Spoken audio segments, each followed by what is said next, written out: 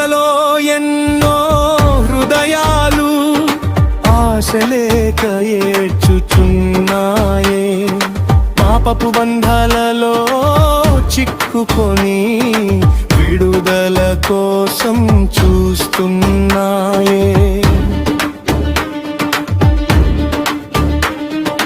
వీధులలో ఎన్నో హృదయాలు ఆశలేక ఏడ్చుచున్నాయే, పాపపు బంధాలలో చిక్కుకొని విడుదల కోసం చూస్తున్నాయే.